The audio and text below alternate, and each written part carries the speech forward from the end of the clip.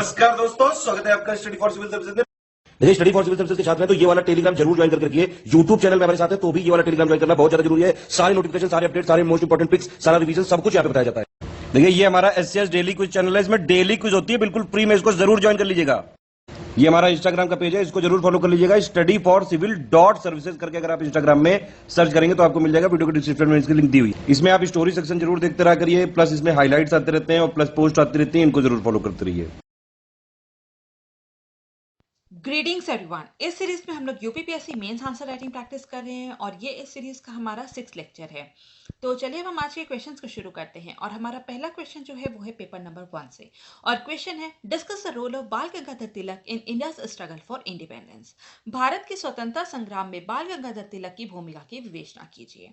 तो बाल गंगाधर तिलक जो है उनको माना जाता था first leader of Indian freedom struggle. ठीक है, इंडियन इंडिपेंडेंस मूवमेंट का उन्हें पहला लीडर माना जाता था और ये केवल एक फ्रीडम फाइटर नहीं थे, ये एक सोशल रिफॉर्मर भी थे, मतलब कि एक समाज सुधारक भी थे, जिसके चलते महात्मा गांधी ने इनको the maker of modern India का नाम दिया था, आधुनिक भारत का निर्माता कहा था। और यहाँ पर उनकी जो मेन डिमांड थी वो क्या थी, वो थी सेल्फ रूल की।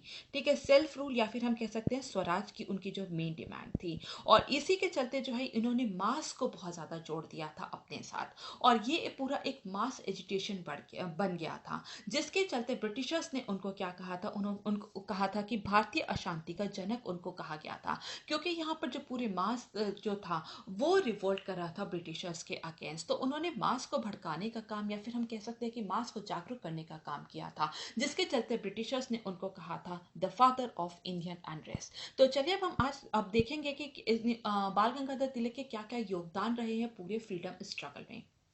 तो सबसे पहले अगर हम बात करें तो आईएनसी, ठीक है, आईएनसी इंडियन नेशनल कांग्रेस, ये कब इसकी स्थापना जो थी, आईएनसी की स्थापना जो थी वो कब हुई थी, वो हुई थी 1885 में। इस तो 1885 में क्या था, पहले जो था वहाँ पे मॉडरेट्स का ही बोलबाला था और मॉडरेट्स जो थे वो किस पर काम, वो 3 पी के प्रिंसिपल पे काम करते थे, 3 पी के प्रिंसिपल पे काम करते थे। वो कौन कौन सी थी, पिटीशन पे काम करते थे, प्रेयर पे काम करते थे और प्रोटेस्ट पे काम करते थे। तो यहाँ पर जब तिलक ने 1890 में इसको ज्वाइन किया और बाल गंगाधर तिलक, बिपिन चंद्र पाल और लाला लाजपत राय, ठीक है, लाल बाल और पाल, इन्होंने मिलकर जो 1890 से यहाँ पर हमें एक्सट्रीमिस्ट फेज देखने को मिलता है, जिससे कि यहाँ पे मास मूवमेंट, मास मोबिलाइजेशन को बहुत ही ज्यादा मदद मिलती है, लोगों को जोड़ने का बहुत ज्यादा काम करता है कांग्रेस में। ठीक है, तो यहाँ पे और आगे चल के हम देखते हैं कि ब्रिटिशर्स के अगेंस्ट यहाँ पे आर्म्ड रिवॉल्ट भी किया था मास ने। ठीक है, उन्होंने एक वायलेंट, पूरा इसको एक वायलेंट तरीके से बना दिया था, एक उसमें वायलेंस भी देखने को मिलता है क्योंकि ये एक आर्म्ड रिवॉल्ट था, मास को जोड़ने का काम इन्होंने किया था बाल गंगाधर तिलक ने। इसके बाद हम नेक्स्ट देखेंगे स्वदेशी मूवमेंट। ठीक है, स्वदेशी मूवमेंट पर उन्होंने बहुत ही ज्यादा ध्यान दिया था। पार्टीशन ऑफ बंगाल कब हुआ था, पार्टीशन ऑफ बंगाल हुआ था, पार्टीशन ऑफ बंगाल जो था वो 1905 में कर्जन द्वारा किया गया था। इसी के बाद जो है बाल गंगाधर तिलक ने स्वदेशी मूवमेंट को स्टार्ट किया था और यहाँ पे स्वदेशी मूवमेंट में केवल जो है जो ब्रिटिश गुड्स जो हैं उसको केवल बहिष्कार नहीं किया गया था, यहाँ पे जो भारतीय उद्यम है, जो भारतीय इंडस्ट्रीज है, उसको भी बढ़ाने का काम किया गया था, उसको बढ़ावा देने का काम किया गया था, क्योंकि ये उनका मानना था कि ये बहुत ही ज्यादा जरूरी है कि जो ब्रिटिशर्स हैं उनकी जो इकोनॉमिक बैकबोन है, उनकी जो आर्थिक रीढ़ की हड्डी है, उसको तोड़ा जाए और तभी उनके जो पॉलिटिकल इन्फ्लुएंस है, उस जो पॉलिटिकल इंटरफेरेंस है इंडिया में, जो उनका जो राजनीतिक हस्तक्षेप हो रहा है इंडिया में, उसको कम किया जा सकता है। और हम देखते हैं कि जो तिलक ने ही जो है एक पैसा फंड बनाया था। ठीक है, क्या कौन सा बनाया था, पैसा फंड बनाया था जो, और उनका मानना था कि ये पैसा फंड जो है इसका यूज होना चाहिए, जो कि जितने भी लोग हैं उनकी सेविंग्स को यूज करना है, ताकि जो इंडिया की जो इंडस्ट्रीज हैं उनको डेवलप किया जा सके। और इसी के चलते हम देखते हैं कि तालेगांव में एक ट्रेनिंग सेंटर को खोला गया था। 1924 में फिरोजाबाद में एक ग्लास फैक्ट्री को खोला गया था और फिरोजाबाद में ही एक तिलक इंटर कॉलेज भी बनाया गया था। ठीक है। तो यहाँ पर हम देखते हैं कि स्वदेशी मूवमेंट जो है वो बहुत ही ज़्यादा इम्पोर्टेंट था। और अगर हम देखें तो आज के टाइम पे एट प्रेजेंट टाइम में भी जो है स्वदेशी मूवमेंट के जो हमें कई झलक देखने को मिलती है जब हम मेक इन इंडिया की बात करते हैं, जब हम आत्मनिर्भर भारत की बात करते हैं, तो कहीं ना कहीं हमें स्वदेशी मूवमेंट की झलक देखने को मिलती है। इसके बाद हम देखेंगे स्वराज, मतलब कि होम रूल पे उन्होंने बहुत ही ज़्यादा जोर दिया था। उनका जैसे कि हमने पहले भी बात की कि स्वराज पे उन्होंने बहुत ज़्यादा जोर दिया था, उसी पे उनका सारा फोकस था, जिसके चलते उन्होंने 1916 में all India home rule league जो है शुरुआत की थी। ये जो है जॉन बैप्टिस्ट, एनी बेसेंट और मोहम्मद अली जिन्ना के साथ मिलकर उन्होंने all India home rule league की जो है शुरुआत की थी, ताकि जो है उन्होंने जो है इंडिया को एक सेल्फ रूल, एक स्वराज जो है वो दिया जा सके। और उनका जो फेमस कोट है, Swaraj is my birth right and I shall have it. Swaraj मेरा जन्मसिद्ध अधिकार है और मैं इसे लेकर रहूंगा, हम इसे लेकर रहेंगे। ये केवल एक सेंटेंस बन के नहीं रह गया था, इसने बहुत ज़्यादा लोगों को इंस्पायर किया था। और जो अभी तक जो केवल जो पूरा जो फ्रीडम स्ट्रगल जो केवल अभी तक जो कांग्रेस तक सीमित थी, वो अब मास मूवमेंट में बदल गई थी। इसने बहुत ज़्यादा लोगों को जोड़ दिया था, बहुत ज़्यादा लोगों में जो है एक पेट्रियाटिक फीलिंग को बहुत ही ज़्यादा इंसाइट कर दिया था, जिसके चलते जो है इससे जो है पूरा जो एक जो अभी तक जो फ्रीडम स्ट्रगल जो एक केवल कांग्रेस तक सीमित था, वो अब एक मास मूवमेंट, वो एक पीपल्स मूवमेंट बन गया था। और जो है ये पहले लीडर थे जिन्होंने लिंग्विस्टिक स्टेट पे, भाषा के आधार पर जो प्रदेश का गठन, जो राज्य का गठन है, उसकी जो है पहल की थी। इसके बाद हम देखते हैं कि उन्होंने कल्चरल रिवाइवल में, सांस्कृतिक पुनरुद्धार में भी बहुत ज़्यादा काम किया है। सांस्कृतिक पुनरुद्धार करके उन्होंने जो है लोगों में बहुत ज़्यादा जो है एक नेशनल या फिर हम कह सकते हैं पेट्रियाटिक फीलिंग बहुत ही ज़्यादा जगाई थी। गणेश उत्सव जो है 1893 में उन्होंने शुरुआत किया था। शिवाजी जयंती की शुरुआत उन्होंने 1895 में किया था। उनका मानना था कि जब लोग आपस में मिलकर फेस्टिवल बनाएंगे तो उनमें एक जो सेंस ऑफ यूनिटी है, एकता की जो भावना है, वो जागृत होगी और जो है नेशनलिस्ट सेंटिमेंट को जो है वो जगाने में बहुत ही ज़्यादा मदद करेगा। उन्होंने बहुत सारे जो इंडियन लीडर्स हैं उनको भी जो है बहुत ज़्यादा इंस्पायर किया था। जैसे कि हम देखते हैं मदन मोहन मालवीय हैं, वीर सावरकर हैं, तो उनकी आइडियोलॉजी, बाल गंगाधर तिलक की जो आइडियोलॉजी है, उनका इन्फ्लुएंस इन जो बड़े लीडर्स हैं इन पर भी बहुत ज़्यादा पड़ा था। उन्होंने वेस्टर्नाइजेशन सोसाइटी के खिलाफ जो है जो इन्फ्लुएंस हो रहा था वेस्ट सोसाइटी का इंडिया पे, उसके खिलाफ आवाज़ उठाई थी। काउ स्लॉटर के खिलाफ आवाज़ उठाई थी। वुमेन राइट्स के लिए उन्होंने आवाज़ उठाई थी। यहाँ तक कि लोकल लैंग्वेज के लिए भी उन्होंने बहुत ज़्यादा जो है आवाज़ उठाई थी। और हम कह सकते हैं कि अनटचेबिलिटी के खिलाफ उन्होंने बहुत ही ज़्यादा आवाज़ उठाई थी। तो उनके जो आइडियोलॉजी थी वो कहीं ना कहीं हम देखते हैं कि आज भी बहुत ज़्यादा इन्फ्लुएंस कर रही है हमारी इंडियन सोसाइटी को।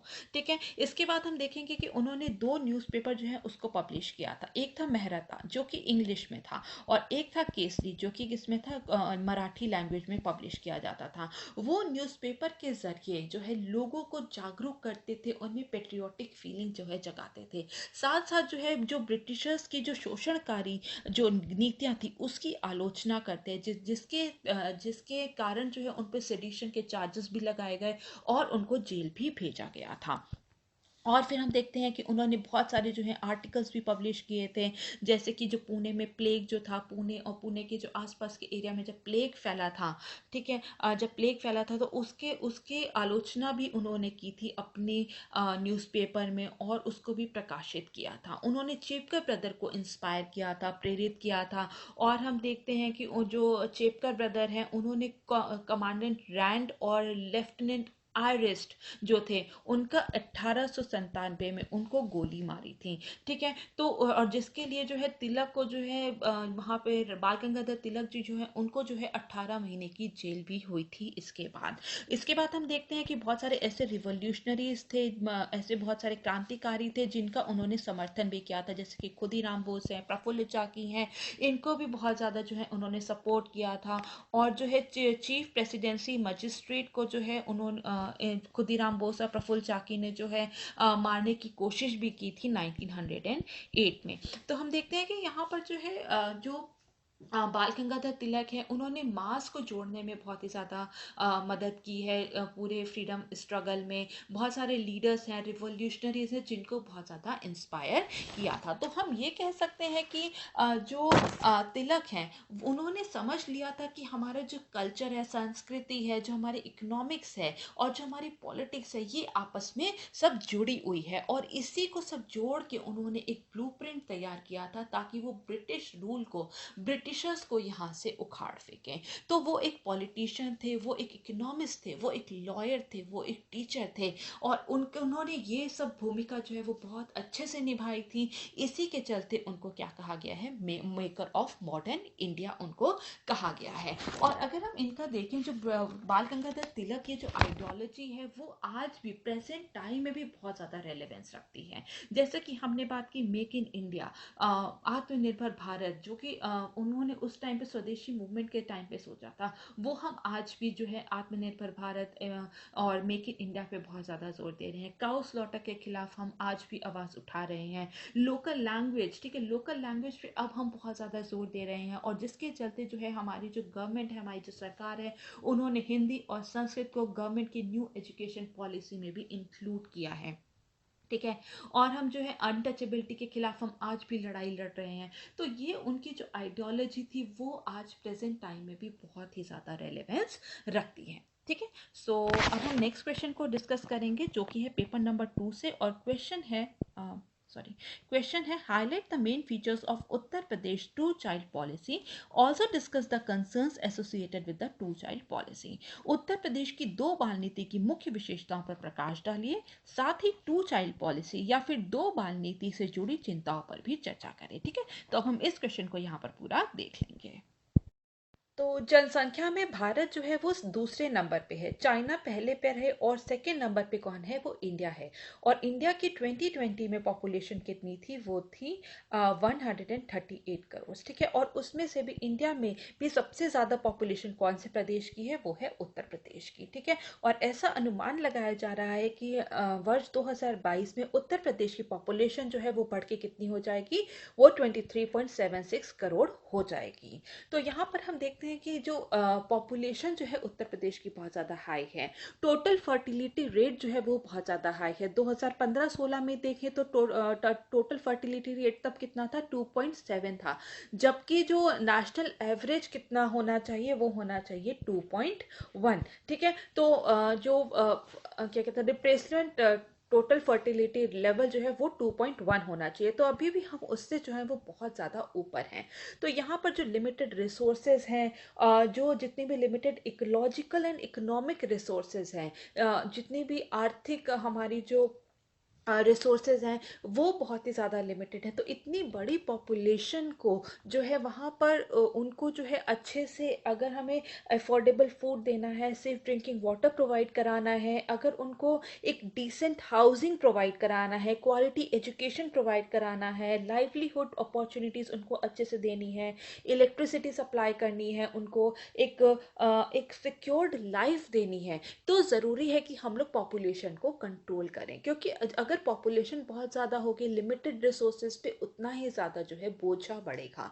तो ज़रूरी है कि हम पॉपुलेशन को कंट्रोल करें। और इसी के चलते जो है state law commission, Uttar Pradesh state law commission जो है, जो 11 जुलाई 2021 को उन्होंने एक उत्तर प्रदेश में एक पॉपुलेशन बिल लेकर आए थे, जिसका नाम है Uttar Pradesh population control stabilisation and welfare bill 2021, Uttar Pradesh जनसंख्या नियंत्रण, स्थिरीकरण और कल्याण विधेयक 2021। ठीक है, ताकि जो है यहाँ पे जितनी भी पॉपुलेशन है, इनको एक अच्छे से अच्छी लाइफ जो है यहाँ पर प्रोवाइड कराई जा सके। और इस पूरी जो बिल था, उसकी टैगलाइन क्या दी गई थी, वो दी गई थी, बच्चे दो ही अच्छे। ठीक है, तो अब हम देखेंगे कि आखिर कौन कौन से फोकस एरियाज हैं इस पूरे बिल में। तो सबसे पहले हम देखते हैं कि टोटल फर्टिलिटी रेट को डिक्रीज करने की इसमें बात की गई है। ठीक है, जो कुल प्रजनन दर है उसमें कमी लाने की बात की गई है। जो अभी 2.7 है, उसको ऐसा माना जा रहा है कि 2026 तक घटा के कितना ला देंगे, 2.1, और 2030 तक जो है इसको घटाकर 1.7 लेकर के आ जाया जाएगा। तो और ये जो टोटल, एक मैं बात बता दूं कि ये जो पूरी पॉपुलेशन जो बिल है, ये ये 10 साल के लिए इसको लेकर के आया गया है। 2021 से लेकर 2030 तक का ये जो टाइम पीरियड है, इसमें जो है पॉपुलेशन को कम करने की इसमें जो है यहाँ पे कोशिश की जा रही है। तो अगर हम सेकेंड फोकस एरिया देखें तो इसमें है कि आधुनिक गर्भ निरोधक के जो तरीके होते हैं उसको बढ़ाने का भी इसमें लक्ष्य रखा गया है। तो यहाँ पर जो अभी कितना है, अभी जो है आधुनिक गर्भ निरोधक प्रसार दर जो है अभी जो है 31.7% है, उसको बढ़ाकर 2026 तक जो है 45% करने का लक्ष्य रखा गया है और 2030 तक 52% करने का लक्ष्य रखा गया है। मेल मेथड्स ऑफ कॉन्ट्रासेप्शन, ठीक है, गर्भ निरोधक उपयोग के पुरुष के तरीकों को 2026 तक 10.8% से बढ़ाकर 15.1 कर देने का लक्ष्य रखा गया है और 2030 तक 16.4 बढ़ाकर करने का लक्ष्य रख दिया गया है। इसमें मैटरनल मॉर्टेलिटी रेट, मातृ मृत्यु दर और जो शिशु मृत्यु दर है उसको भी घटाने का लक्ष्य रखा गया है। मैटरनल मॉर्टेलिटी रेट जो कि अभी कितनी है, अभी जो है 197 है, इसको कहा गया है कि इसको 2026 तक 150 कर दिया जाएगा और 2030 तक 98 तक लेकर आया जाएगा। इन्फेंट मोर्टेलिटी रेट है जो कि अभी 43 है, उसको जो है घटाकर 32 कर दिया जाएगा 2026 तक और 2030 तक उसको घटाकर 22 कर दिया जाएगा। और under 5 mortality infant mortality rate जो है वो 47 से घटा के 35 और फिर बाद में 25 तक कर दिया जाएगा। इसमें यह भी कहा गया है कि जो एल्डरली पीपल है, जो बुजुर्गों हैं, उनको बेहतर देखभाल करने के लिए भी हमें जो पॉपुलेशन को कंट्रोल करना बहुत ही ज़्यादा ज़रूरी है, क्योंकि जो बुजुर्ग हैं उन पे हम लोग बहुत अच्छे से ध्यान नहीं दे पा रहे हैं। इसके साथ साथ जो 11 से 19 वर्ष के किशोरों की शिक्षा है, स्वास्थ्य और उनका पोषण के भी बेहतर प्रबंधन करने के लिए हमें पॉपुलेशन कंट्रोल मेजर्स लेने बहुत ही ज़्यादा ज़रूरी हैं। इसके साथ साथ इसमें और भी बहुत सारे जो है पॉइंट्स ऐड किए गए हैं, जैसे कि एक स्टेट पॉपुलेशन फंड बनाया जाएगा, ठीक है, एक स्टेट पॉपुलेशन फंड बनाया जाएगा जिससे कि जो है पूरे इस एक्ट को, इस बिल को जो है इम्प्लीमेंट किया जाएगा। इसके बाद यहाँ पे मैटरनिटी सेंटर्स को इस्टेब्लिश करने की बात की गई है, ठीक है, मैटरनिटी सेंटर्स को इस्टेब्लिश करने की बात की गई है। हर जितने भी प्राइमरी हेल्थ सेंटर्स हैं उनमें जो है एक मैटरनिटी सेंटर्स को सेटअप करने की बात कही गई है। काफ़ी सारे एनजीओज को इसमें जोड़ा जाएगा, ठीक है, एनजीओज के साथ टाई अप किया जाएगा जो कि जो कॉन्ट्रासेप्टिव पिल्स को बांटने में मदद करेंगे, लोगों को इन्फॉर्म और अवेयर करने में भी मदद करेंगे। और इसके साथ साथ जो है इसमें यह भी कहा गया है कि स्कूल में जो है पॉपुलेशन कंट्रोल को एक कंपलसरी सब्जेक्ट बना दिया जाएगा ताकि जो स्टूडेंट्स हैं इसको समझे और आने वाले समय में हमें पॉपुलेशन को कम करने में बहुत ही ज़्यादा मदद मिले, ठीक है। तो स्टेट लॉ कमीशन ने क्या कहा है, स्टेट लॉ कमीशन ने कहा है कि ये जो पॉलिसी है ये किसी पे भी फोर्स नहीं की जाएगी, ठीक है, फोर्स नहीं की जाएगी। ये जो है लोग जो है इनको जो है एक कपल को डिसाइड करने का मौका दिया जाएगा कि वो 2 बच्चे से ज़्यादा ना करें, और 2 बच्चे से ज़्यादा ना करने के लिए उनको बहुत सारे जो है कई सारे इंसेंटिव्स भी दिए जाएंगे। और ऐसे कपल जिनके 2 बच्चे से ज़्यादा होते हैं उनको बहुत तरीके से डिसइंसेंटिवाइज करने का भी इसमें बात कही गई है। तो सबसे पहले अगर हम इंसेंटिव्स की अगर हम डिसइंसेंटिव की बात करते हैं तो उसमें क्या है, debarment from benefits of welfare scheme, कल्याणकारी योजनाओं के लाभ से उनको वंचित रखा जाएगा जिनके 2 बच्चों से अधिक हैं। तो जैसे सरकार बहुत सारे जो है वेलफेयर स्कीम्स लेके आती है, तो उसमें बोला है कि उनको जो है जिनके 2 बच्चों से ज़्यादा हैं उनको जो है इससे वंचित रखा जाएगा स्कीम से। स्थानीय स्तर पर जो चुनाव लड़ने पर भी रोक उन पर लगा दी जाएगी जिनके 2 बच्चे से अधिक है। हालांकि इसका बहुत ही ज़्यादा क्रिटिसिज्म हुआ है, इसको बहुत ही ज़्यादा क्रिटिसाइज किया गया है, क्योंकि ये हमारा क्या है, ये हमारा एक फंडामेंटल राइट है। तो इसको जो है यहाँ पे इसके लिए बहुत ज़्यादा क्रिटिसाइज किया गया है। राशन कार्ड, ठीक है, राशन कार्ड में जो है केवल फैमिली के 4 मेंबर को ही इंक्लूड करने की बात कही गई है। 4 से अधिक जो है उनका जो राशन कार्ड पे जो है नाम नहीं होगा, तो उनका जो राशन जो हम लोग फेयर प्राइस शॉप से लेते हैं और 4 से अधिक लोगों का नहीं दिया जाएगा, ठीक है। अगर कोई गवर्नमेंट सर्विस में है और उनके 2 बच्चे हैं तो उनको जो है 2 एडिशनल इंक्रीमेंट दिया जाएगा। उनकी पूरी जितनी भी जो उनकी सर्विस की अवधि है उसमें 2 उनको और अधिक जो है वेतन वृद्धि दी जाएगी और अधिक जो है इंक्रीमेंट्स दिया जाएगा। सरकारी नौकरी में एकल बच्चे को वरीयता दी जाएगी। जो सिंगल चाइल्ड होगा उसको गवर्नमेंट जॉब में जो है उसको प्रेफरेंस दी जाएगी।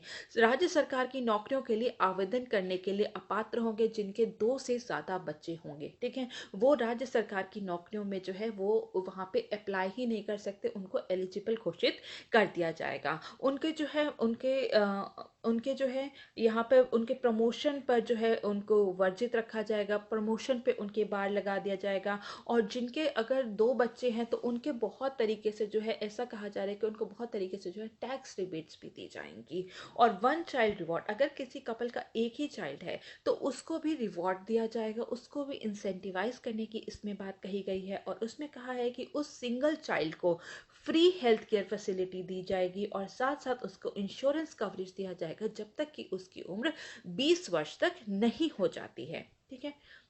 और ऐसे लोग जो कि गवर्नमेंट जॉब में नहीं है और उनके 2 बच्चे हैं या 2 से कम है तो उनको भी बहुत तरीके से रिबेट्स देने की बात की गई है, उनको भी बहुत तरीके से जो है छूट देने की बात की गई है ताकि लोगों को जो है इनकरेज किया जा सके कि वो 2 बच्चे से अधिक बच्चे ना करें। तो जैसे कि जो है rebate on water and electricity bill है, ठीक है। और हाउसिंग टैक्स में अगर बैंक लोन, अगर उन्होंने हाउसिंग टैक्स में उनको रिबेट दी जाएगी। अगर उन्होंने होम लोन लिया है किसी बैंक से तो उसमें भी उनका इंटरेस्ट रेट जो है वो कम कर दिया जाएगा, ठीक है। तो इस तरीके से बहुत तरीके से उनको उनको जो है एनकरेज करने के लिए लोगों को बहुत सारे इसमें जो फोकस एरियाज हैं बहुत तरीके से उनसे इंसेंटिवाइज किया जा रहा है।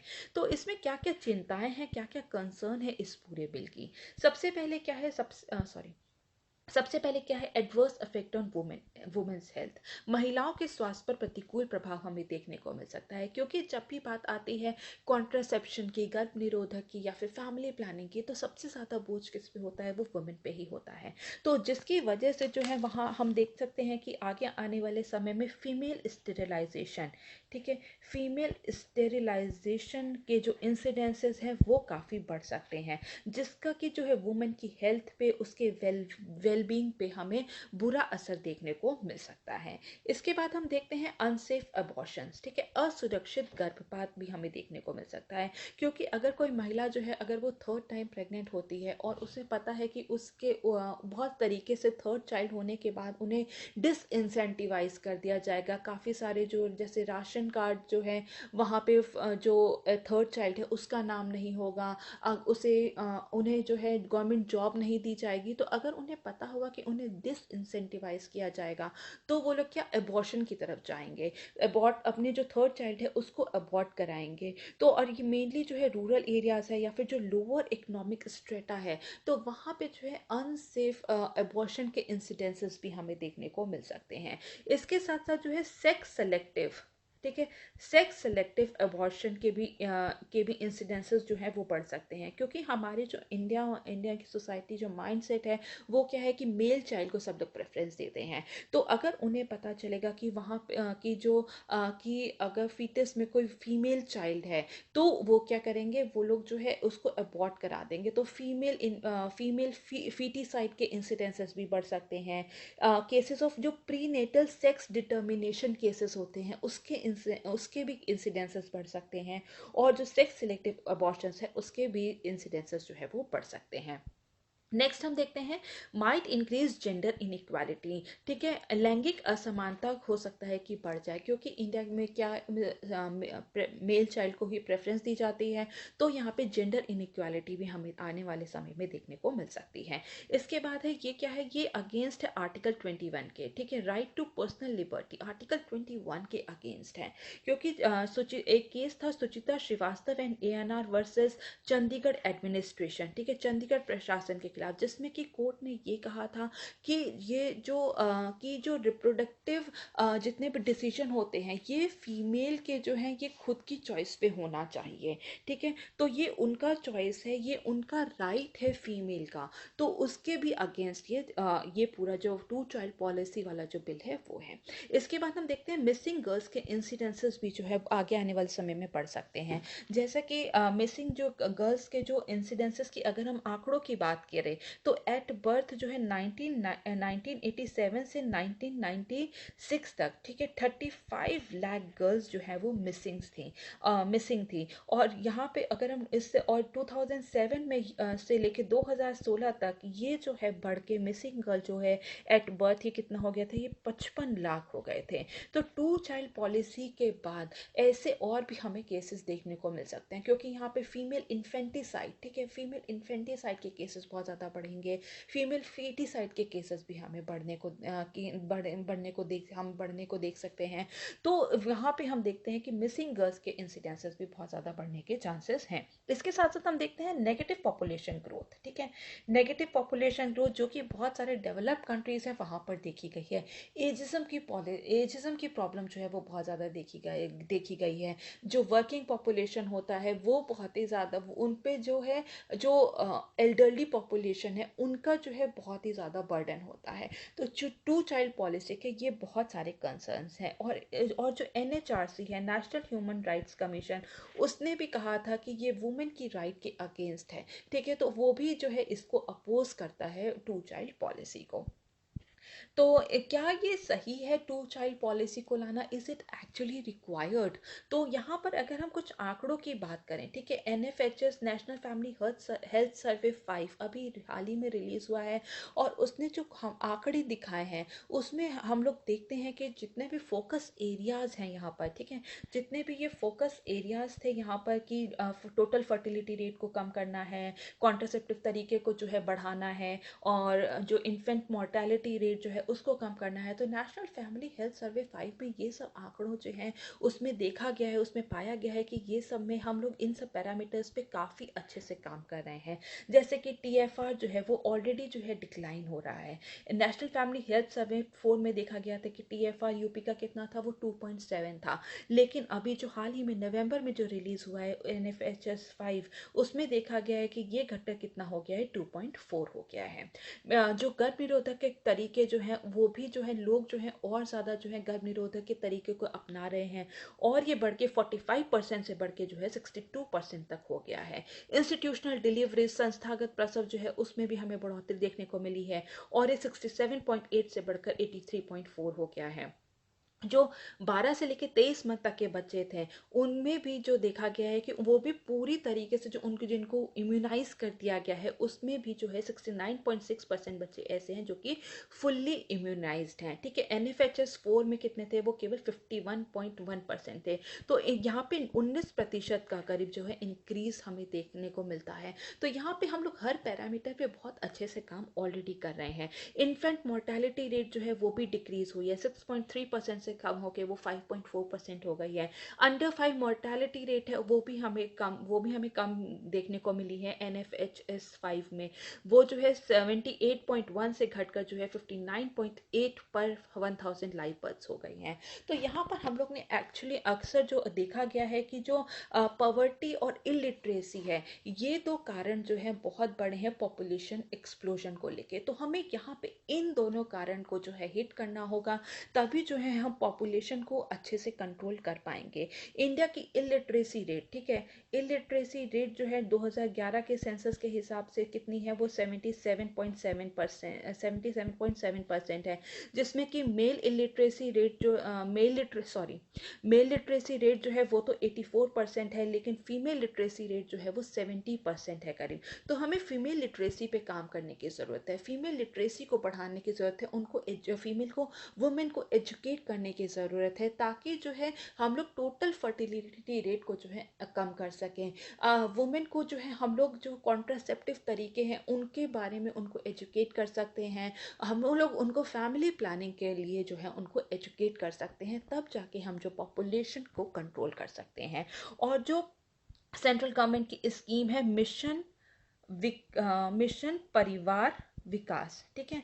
ये जो है ये जो है यहाँ पर जो है जो न्यूली वेड कपल्स हैं उनको इसके अंदर जो है कॉन्ट्रासेप्टिव के तरीकों के बारे में बताया जाएगा। इसमें फैमिली प्लानिंग के बारे में उन्हें एजुकेट कर किया जाएगा। तो ये जो मिशन परिवार विकास है ये 145 डिस्ट्रिक्ट में जो है इसको इम्प्लीमेंट किया जा रहा है 7 स्टेट में, जहाँ और ऐसे डिस्ट्रिक्ट जहाँ पे कि जो TFR है वो 3 या 3 से अधिक हैं। तो ये जो 7 स्टेट हैं ये कौन कौन से हैं? उत्तर प्रदेश है, बिहार है, राजस्थान है, मध्य प्रदेश है, छत्तीसगढ़ है, झारखंड है, असम है। तो यहाँ पर इन सब जगह पे हिट किया जा रहा है ताकि जो TFR है उसको कम किया जा सके।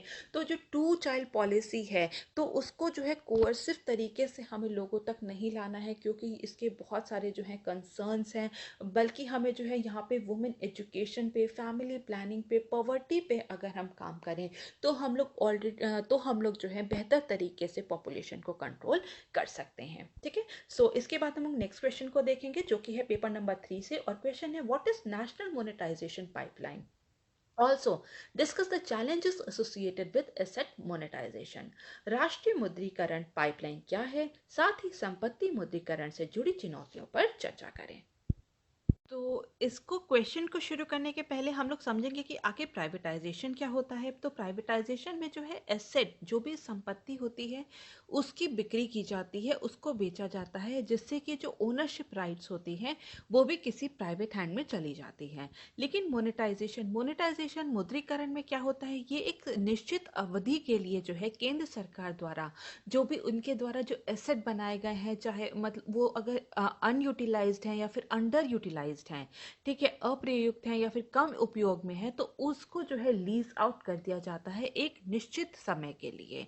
और इसमें जो है इसमें कोई भी बिक्री शामिल नहीं होती। जब भी वो टेन्योर जो होता है, वो टाइम पीरियड जो होता है वो खत्म हो जाता है, उसके बाद जो वो संपत्ति होती है वो वापस से जो है सरकार को दे दी जाती है। तो ये होता है मोनेटाइजेशन। तो अब हम यहाँ समझेंगे कि आखिर नेशनल एसेट मोनेटाइजेशन क्या है, ठीक है। नेशनल एसेट मोनेटाइजेशन जो है ये नीति आयोग के द्वारा जो है इसको प्रिपेयर किया गया है और इसको तैयार किया गया है। और इसको समझ लीजिए ये एक तरीके का बैंक है जो कि जितने भी अनयूटिलाइज्ड एसेट हैं या फिर अंडर यूटिलाइज्ड एसेट हैं उनकी एक लिस्ट है, ऐसा समझ सकते हैं, जो सेंट्रल गवर्नमेंट की जो एसेट्स हैं उसको जो है प्राइवेट हैंड्स में कुछ अवधि के लिए देना है। तो अगर हम एसेट मोनेटाइजेशन को समझें तो ये इसको हम अगर मोटे तौर पे बात करें तो ये एक रिवेन्यू का सोर्स है, ठीक है, सरकार के लिए।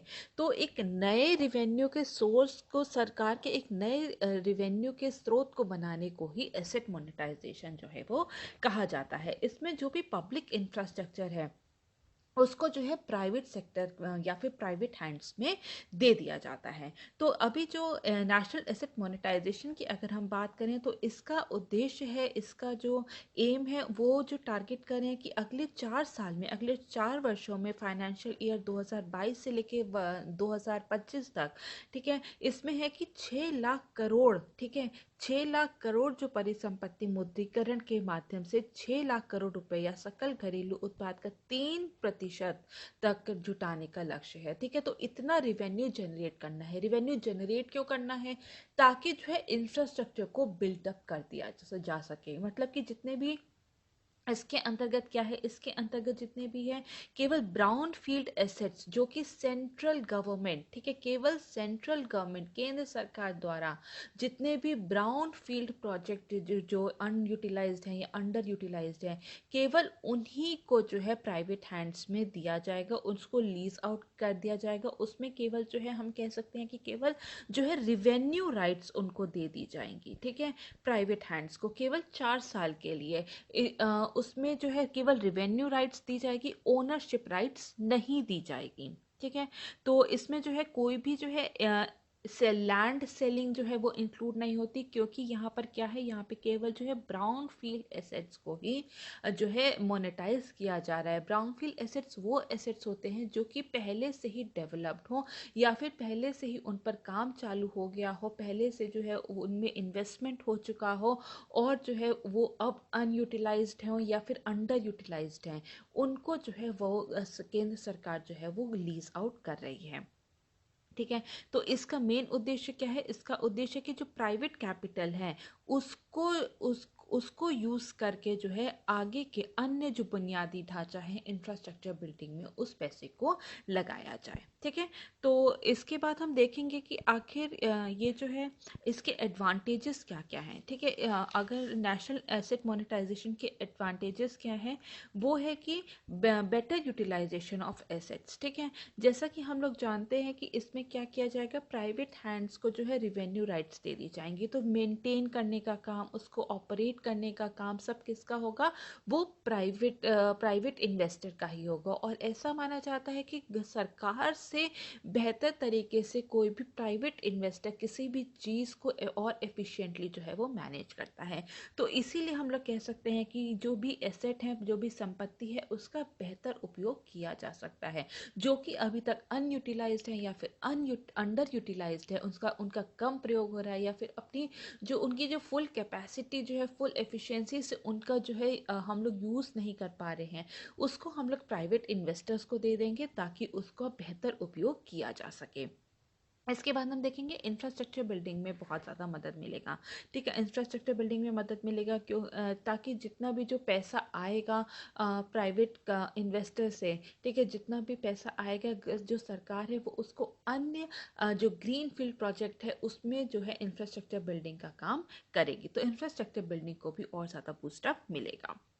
फ्रीइंग अप कैपिटल, पूंजी मुक्त करना, पूंजी मुक्त होगी। ठीक है, सरकार ने जब भी कोई एसेट बनाती है तो सरकार जो है उसमें बहुत सारी जो है पूंजी लगाती है, लेकिन अब वो जो पूंजी क्या है, वो उस एसेट में, उस संपत्ति में फंसी हुई है।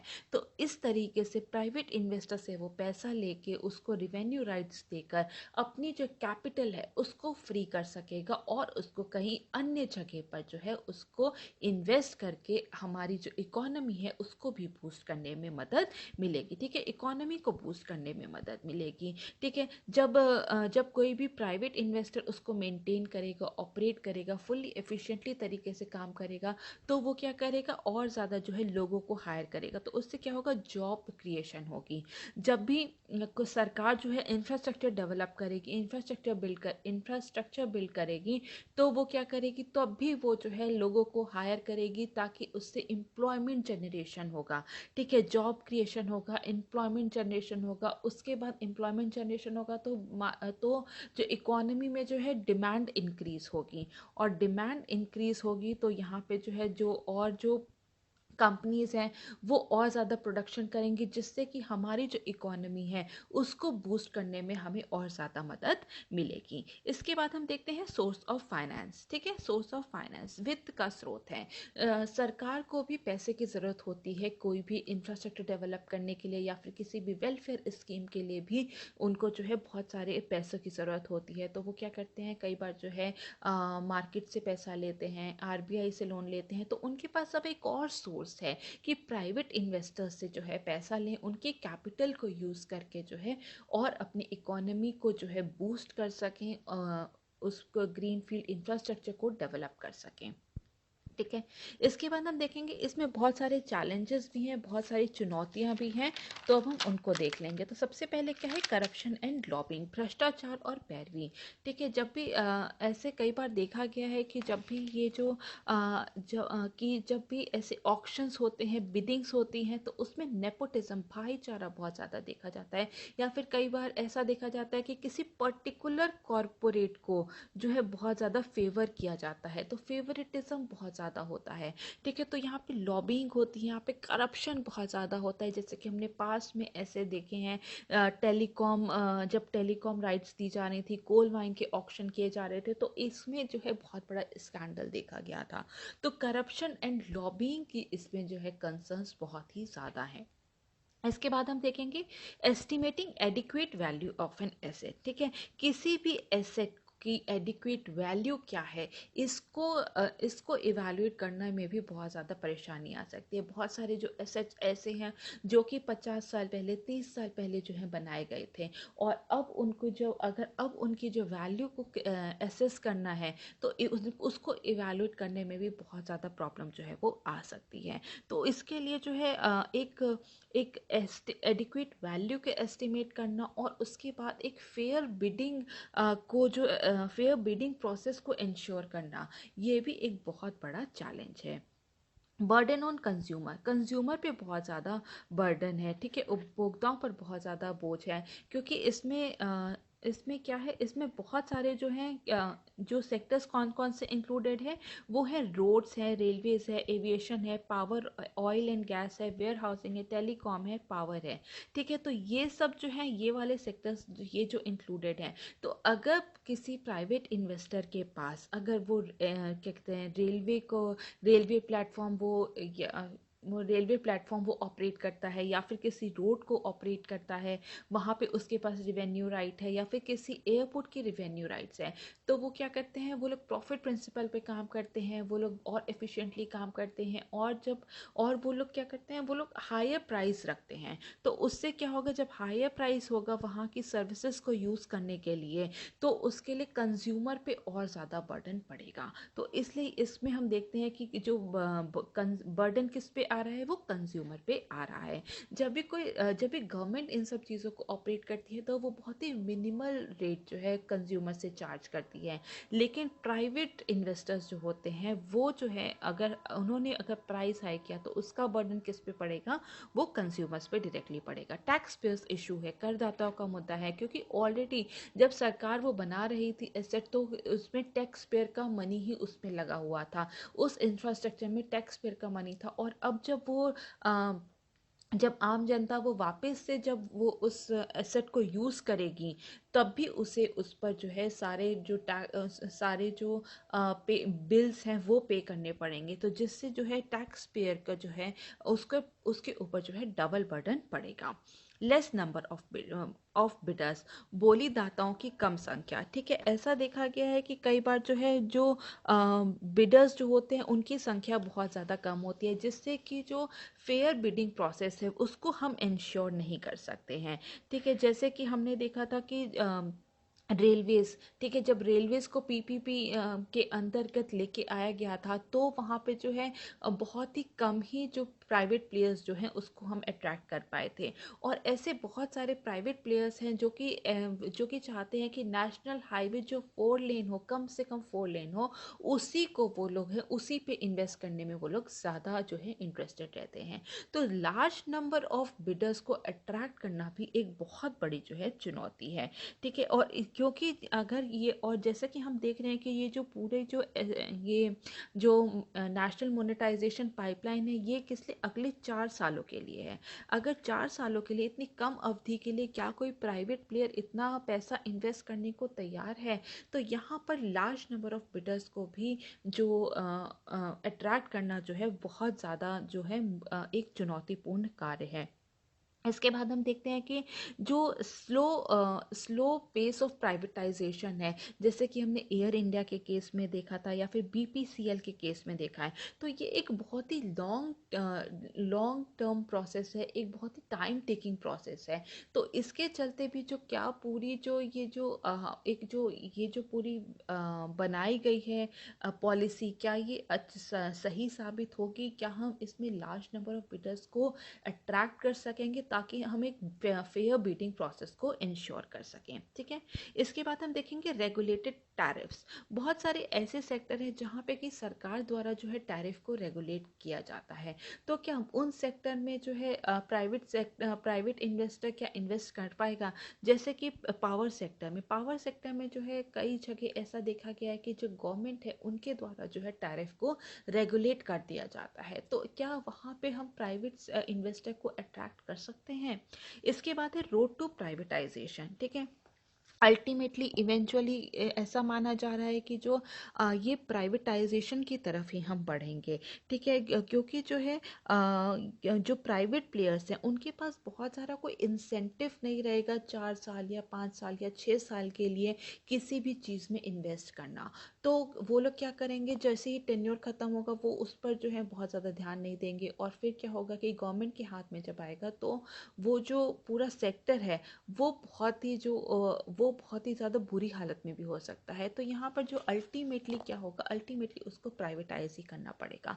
तो ये ऐसा माना जा रहा है कि अल्टीमेटली इवेंचुअली जो है हम प्राइवेटाइजेशन की तरफ ही बढ़ रहे हैं, ठीक है। इसके बाद एक पॉइंट यहाँ पे इंक्लूडेड नहीं है, that is increase in NPS ठीक है, नॉन परफॉर्मिंग एसेट में भी जो है हमें बढ़ोतरी देखने को मिल सकती है। क्यों? क्योंकि अगर इन केस अगर जो भी उन्होंने अंडर यूटिलाइज या अनयूटिलाइज प्रोजेक्ट अगर उन्होंने उसमें इन्वेस्ट किया और वो नहीं चला, अगर वो फेल हो जाता है, और जो अगर प्राइवेट इन्वेस्टर ने वो लोन लेके वहाँ पे उसमें इन्वेस्ट किया है, तो क्या होगा, तो जो एनपीएस जो है वो और ज़्यादा बढ़ेंगे। ठीक है, क्योंकि वो वापस तो लोन कर नहीं पाएंगे, तो हमारे नॉन परफॉर्मिंग एसेट जो है वो और ज़्यादा बढ़ेंगे। जैसे कि हमने 2008 के फाइनेंशियल क्राइसिस के बाद देखा था कि जो पीपीपी प्रोजेक्ट्स थे सबसे ज़्यादा वही फेल हुए थे, और जो बैंक लोन्स थे वो लोग रीपे नहीं कर पाए थे, जिसकी वजह से नॉन परफॉर्मिंग एसेट जो था उसमें बहुत ही ज़्यादा बढ़ोतरी हुई थी।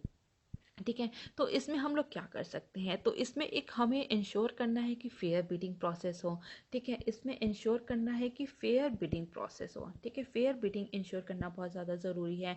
ट्रू वैल्यू जो है एसेट की वो हमें इवेलुएट करनी बहुत ज़्यादा ज़रूरी है, और साथ साथ एक डिस्प्यूट रिजोल्यूशन मैकेनिज्म होना चाहिए, ताकि जितने भी इसमें अगर कोई लूप होल्स हैं तो उसको हम लोग जल्द से जल्द जो है एड्रेस कर सकें। और इसका जो टेन्योर है वो 4 साल नहीं, उसको थोड़ा और लॉन्ग टर्म होना चाहिए, 20-25 ईयर्स, ताकि जो हम लोग प्राइवेट इन्वेस्टर्स को और अच्छे से जो है यहाँ पर अट्रैक्ट कर सकें। तो यहाँ पे नीति आयोग ने कुछ रिकमेंडेशंस दी थी। उसने बोला था कि जो इन्विट्स है, इन्विट्स क्या होता है, इंफ्रास्ट्रक्चर इन्वेस्टमेंट ट्रस्ट।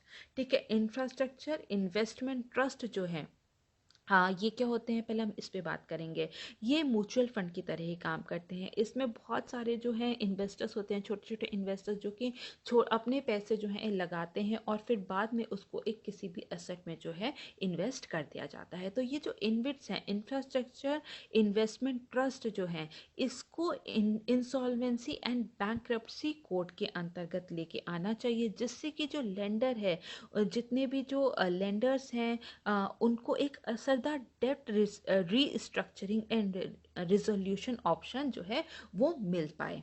इसके बाद जो है जितने भी इन्वेस्टर्स हैं उनको टैक्स बेनिफिट्स, कर लाभ देना बहुत ही ज़्यादा ज़रूरी है, टैक्स में बेनिफिट्स देना बहुत ही ज़रूरी है, ताकि जो रिटेल इन्वेस्टर्स हैं, छोटे और इंडिविजुअल इन्वेस्टर्स हैं, उनको भी इंफ्रास्ट्रक्चर इन्वेस्टमेंट ट्रस्ट में जो है अट्रैक्ट किया जा सके, और वो लोग भी जो है अपना पैसा जो है इसमें लगाएं।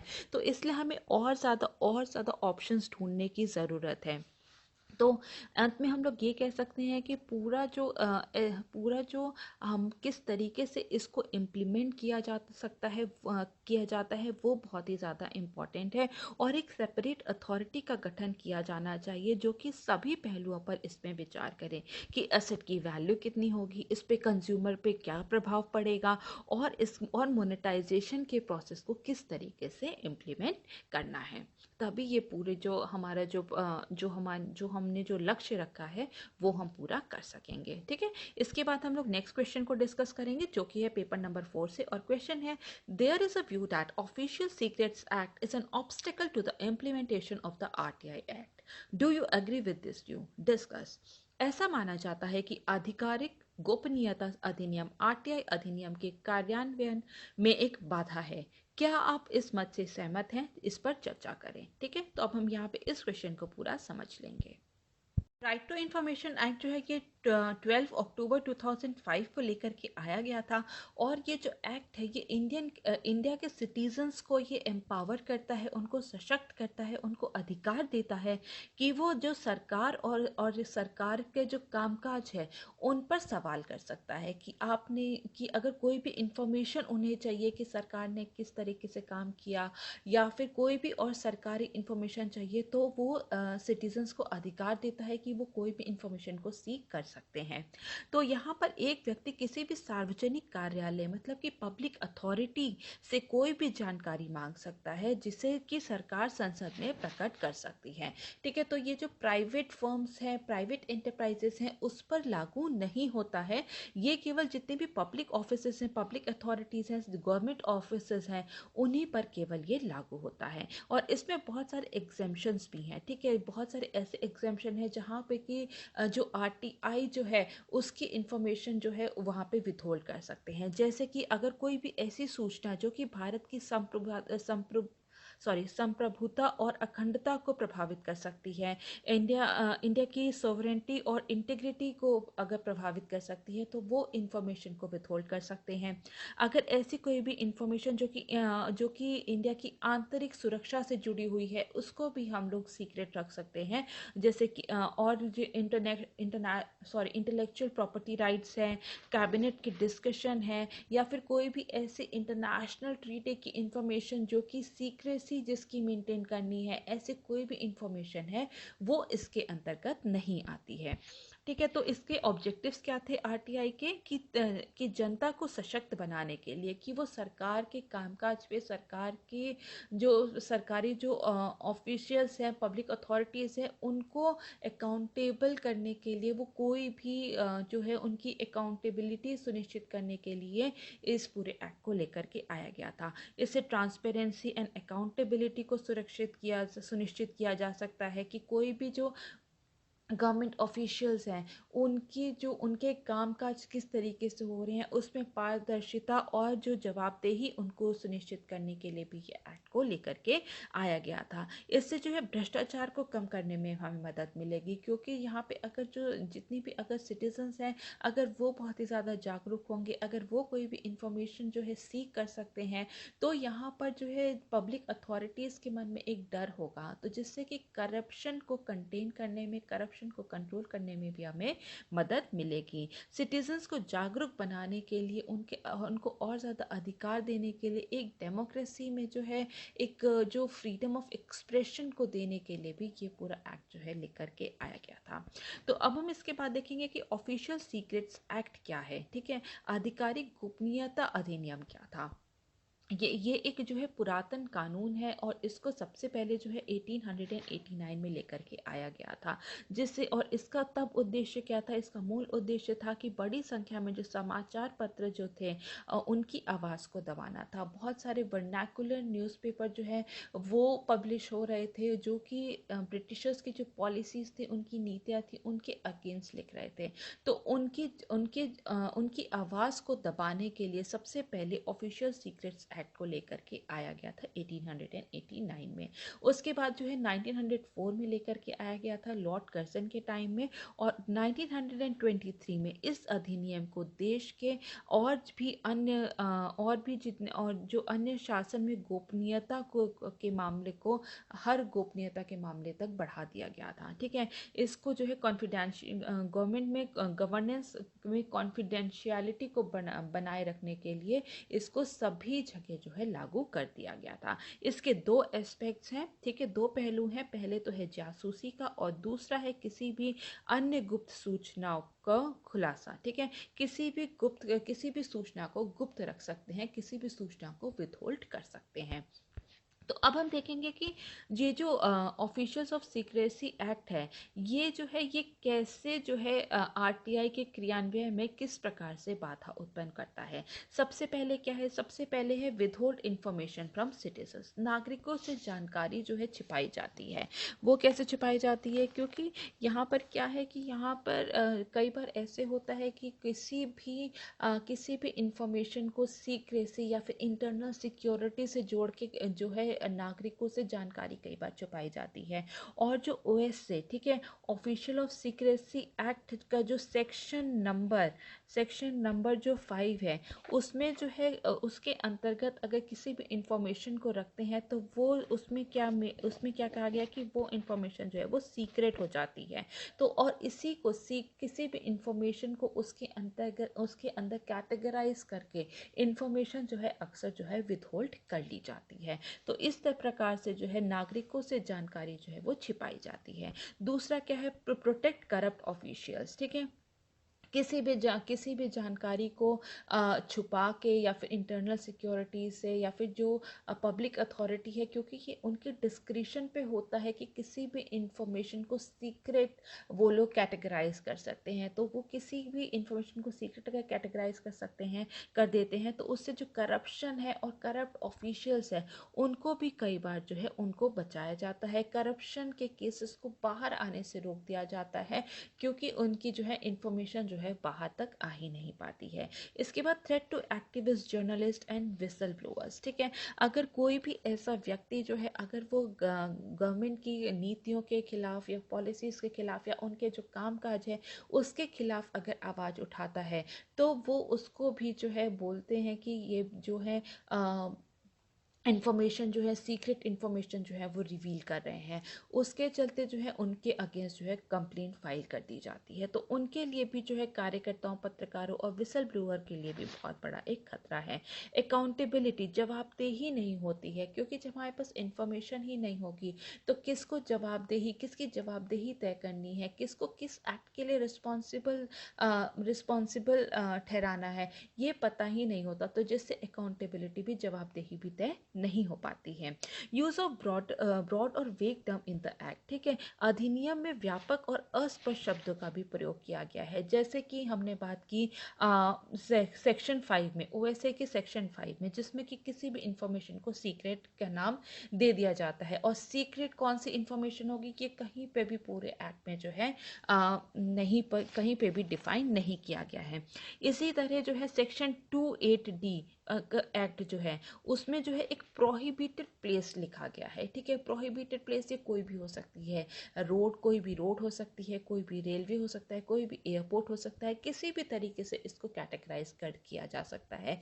ये पब्लिक अथॉरिटी, पब्लिक ऑफिसर जो है उसकी डिस्क्रिशन पे होता है, उसकी मनमानी पे होता है। वो कभी भी कोई भी इंफॉर्मेशन को हाइड करने के लिए किसी भी प्लेस को जो है एक प्रोहिबिटेड प्लेस की तरह जो है कैटेगराइज कर सकता है। तो यहाँ पे जो प्रोहिबिटेड प्लेस जो है ये कहीं पे भी डिफाइन नहीं किया गया है, तो ये उनकी मनमर्जी चलती है, जिससे कि जो आरटीआई एक्ट में जो हम लोग इंफॉर्मेशन गैदर करते हैं उसमें ये एक बहुत बड़ा बाधा जो है वो उत्पन्न करता है। इसी तरह सेक्शन 3 में, ठीक है, सेक्शन 3 में लिखा गया है कि अगर कोई भी पर्सन उसके जो प्रोहिबिटेड प्लेस है उसके आसपास भी पाया गया तो भी उसके अगेंस्ट जो है कंप्लेंट फाइल हो सकती है।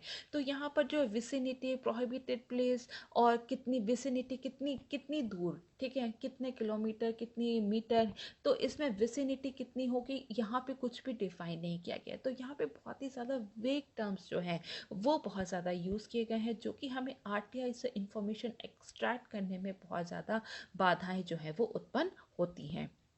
ठीक है, तो यहाँ पे बहुत सारे रिकमेंडेशंस दिए गए हैं, सिफारिशें दिए गई हैं अलग अलग इंस्टीट्यूशंस के द्वारा। सबसे पहले अगर हम बात करेंगे तो करेंगे सेकंड एडमिनिस्ट्रेटिव रिफॉर्म की, सेकंड एडमिनिस्ट्रेटिव रिफॉर्म कमीशन की। उन्होंने क्या कहा था, उन्होंने कहा था कि ये ओएसए जो है उसको रिपील कर दिया जाना चाहिए, उसको निरस्त कर देना चाहिए और उसके जगह जो है एक नया चैप्टर लेके आना चाहिए नेशनल सिक्योरिटी एक्ट ऑफ 1980 में।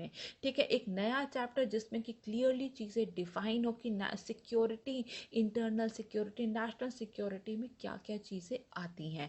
तो सारे प्रोविजंस जो होते हैं जो है वो क्लियरली डिफाइंड होने चाहिए। इसके बाद हम देखेंगे लॉ कमीशन। लॉ कमीशन ने कहा है कि जितने भी लॉज हैं नेशनल सिक्योरिटी को लेके उसको सबको कंसोलिडेट करना चाहिए, सबको समेकित करके एक कानून बनाना चाहिए जिसमें कि सभी कुछ क्लियरली डिफाइंड हो। सुप्रीम कोर्ट ने क्या कहा है, सुप्रीम कोर्ट ने कहा है कि करप्शन के नाम पे, ठीक है, करप्शन की किसी भी इंसिडेंट्स को आप सीक्रेट इंफॉर्मेशन बताकर उसको रोक नहीं सकते। ठीक है, तो ये जो डेमोक्रेसी में जो है फ्रीडम ऑफ एक्सप्रेशन जो है ये जो है ये एक फंडामेंटल राइट है। तो ये जो फंडामेंटल राइट है और ये जो है किसी भी इंफॉर्मेशन अंडर ओएसए उससे जो है ऊपर ही होना चाहिए।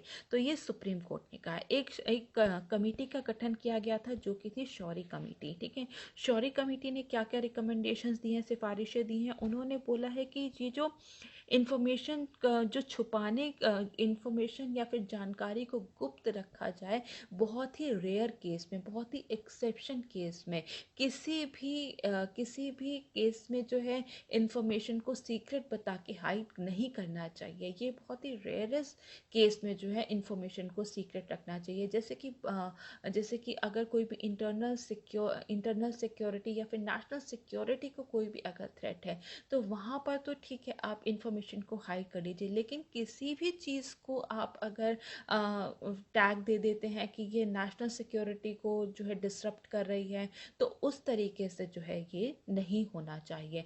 फॉर एग्जांपल अभी राफेल डील की जो इन्फॉर्मेशन जो है वो लीक हुई थी और फिर वो न्यूज़पेपर में पब्लिश हो गई थी, तो यहाँ पर भी जो है गवर्नमेंट ने बहुत ज़्यादा जो है बोला था कि ये जो है नेशनल सिक्योरिटी के लिए थ्रेट है। तो इस तरीके से नहीं होना चाहिए। यहाँ पे डेमोक्रेसी है और वहाँ पे जो है लोगों के पास जो है एक राइट होना चाहिए कि वो करप्ट एक्टिविटीज़ के खिलाफ जो है अपनी आवाज़ उठा सकें। ठीक है, amendment to section 5 of OSA act. ठीक है, ओएसए एक्ट के सेक्शन 5 में भी अमेंडमेंट करनी चाहिए और कौन कौन सी सीक्रेट इन्फॉर्मेशन होगी उसको क्लियरली डिफाइन करना चाहिए। ये मानना ये अंत में हम लोग ये कह सकते हैं कि हम लोग बिल्कुल मान सकते हैं कि बहुत सारी ऐसी इन्फॉर्मेशन होती है जिसको कि हम रिवील नहीं कर सकते हैं, जैसे कि हम लोग स्पाइंग पे कितना पैसा खर्च कर रहे हैं, या फिर हम कह सकते हैं कि हम न्यूक्लियर इंस्टॉलेशंस कहाँ कहाँ पर है, या फिर हमारे जो ट्रूप्स हैं, आर्मी है, वो किस तरीके से मूव कर रहे हैं। ये बहुत सारी इन्फॉर्मेशन तो ऐसी है जो कि छुपा सकते हैं, लेकिन ऐसा ना हो कि ये जो आरटीआई है और ओएसए है, ठीक है, ये दोनों आपस में ही जो है एक दूसरे के जो एम एंड ऑब्जेक्टिव्स हैं उसको पूरा करने में जो है एक ऑब्स्टेकल या फिर इम्पेडिमेंट को उत्पन्न करें। ठीक है, एक दूसरे के बीच में जो है रोड़ा नहीं उत्पन्न होना चाहिए, बल्कि इन दोनों जो एक्ट हैं इनको कॉम्प्लीमेंट होकर जो है चलना चाहिए, ताकि जो है हम लोग कॉन्फिडेंशियलिटी को भी मेंटेन कर सकें, नेशनल सिक्योरिटी को भी मेंटेन कर सकें और हम डेमोक्रेसी को भी अच्छी तरीके से अपने को बचा सकें। ठीक है, so that is all for now. Thank you so very much.